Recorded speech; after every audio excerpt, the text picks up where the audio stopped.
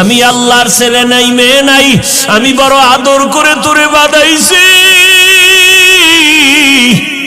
ও বান্দা তুই জবানটা দিয়ে যখন আল্লাহ বলে ডাক দিবি, আমি আল্লাহর কুদরতি অন্তরে তুফান মায়ার রহমতের ঢেউ, আমি আল্লাহ রহমতের দরজা খুলে দেই আর বলি বান্দা তুই যা দরকার চা, আমি এখন তোর জন্য সব বরাদ্দ দিয়ে দিব। এই জমিনে আল্লাহর কাছে ভোর রাত্রে কান্না ছাড়া কেউ কিছু পায় নাই। যত নবী যত সাহাবায়ে কেরাম ওই রাতের কান্নার আওয়াজ, যত আল্লাহর খাঁটি গোলাম সবাই ভোর রাতে কান্নার আওয়াজ দিয়েছেন। আর একটা দোয়া কবুলের সময়, রোজাদার যখনই দোয়া করবে তখনই কবুল হবে। তবে রোজাদারটা রোজাদার হতে হবে।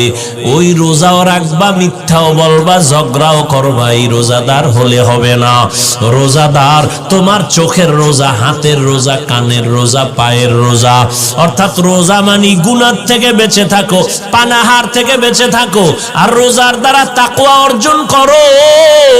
রোজা রাইখা যেমন খানার থেকে বাঁচলা, তাকওয়ার সবক আদায় করো, গুনাহ থেকেও বাঁচো, হাতেরও বাঁচাও, চোখেরও বাঁচাও।